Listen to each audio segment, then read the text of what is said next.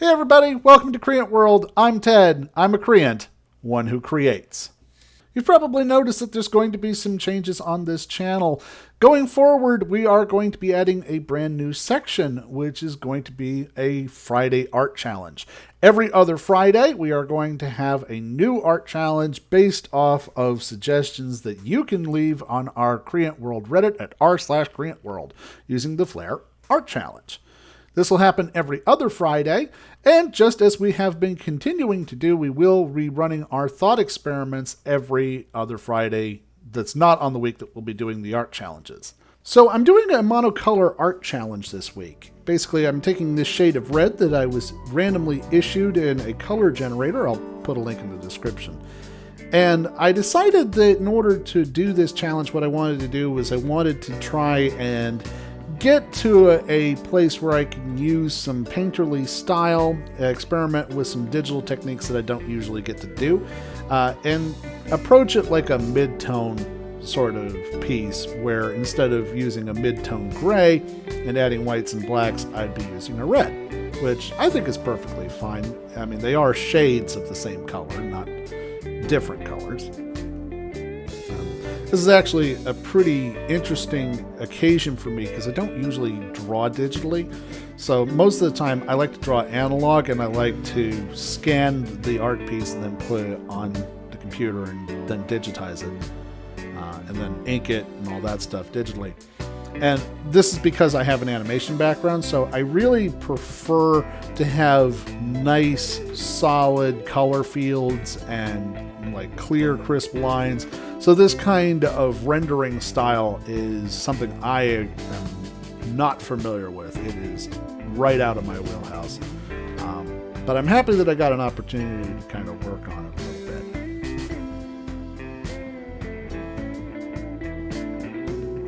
bit. So one thing that I've noticed about my style when I work digitally is it very much has a lot of the same techniques that I would use in a traditional piece. Like, for example, here I'm using a custom brush that I think does a pretty good job of sort of simulating a sort of pastel kind of look. And I'm literally approaching it the same way as I would approach a pastel piece. So I've established my light source, and I'm just kind of defining the shapes with lights and shadows.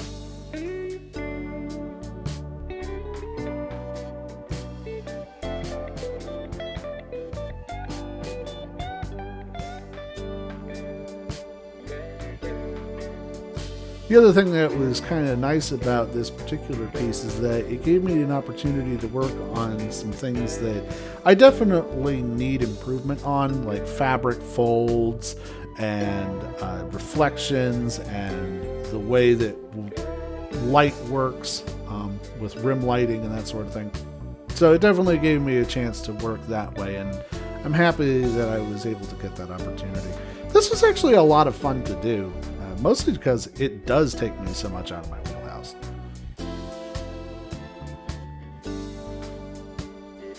So I'm starting to get into the arms and the hands here. I'm not super happy with the way the hands came out, but I mean, I'm reasonably happy with them.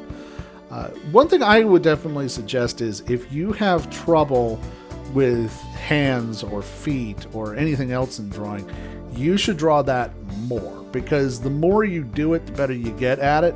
And I know you don't like it, but if you're anything like me, you tend to avoid things you don't like to draw, like perspective.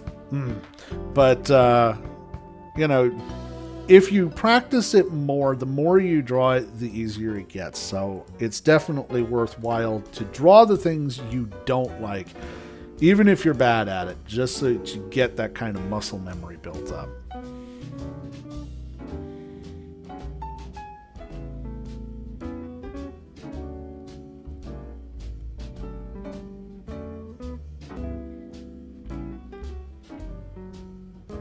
So what I've done here actually is I am using my own hand as a reference, and I took a reference image of myself holding a wine glass.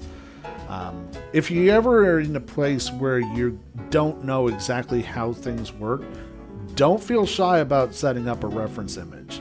anyone who says that artists don't use reference images has clearly not met very many artists, because we live on reference for sure, and it makes all the difference.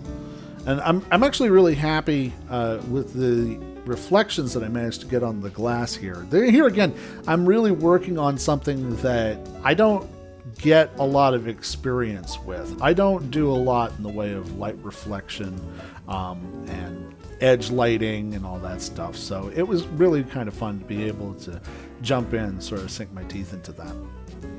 And here I'm working on the fabric folds. This is something, like I said, this is something that I shied away from when I was a kid. I really didn't like drawing fabric, and honestly, I still kind of don't, because it's so wrinkly. And trying to imagine how fabric will fold without reference is so hard. It is crazy to try and imagine all the weird ways that fabric will fold without reference. So I actually didn't use reference on this, so I guarantee it's not 100% right, but I do think it's something that if I could go back and do it again, I probably would get a reference image for. So I always had this idea right from the beginning, from when I was issued this red color. I had this idea of like a lady in red kind of thing, which is ironic because she's wearing white. But I just kind of thought of her as like this sort of lounge singer, having this sort of ambience with the lighting effects and everything. And this is where working digitally really comes into its own, because you can add in these sorts of layer effects, and it isn't something that you have to do physically. You can just hit a button and it just does it for you. It's pretty nice. So here I'm just going back in. I'm adding a few more highlights for those really hard highlights. And yeah, I'm really pretty happy with how this came out. I'm very pleased overall with the final piece.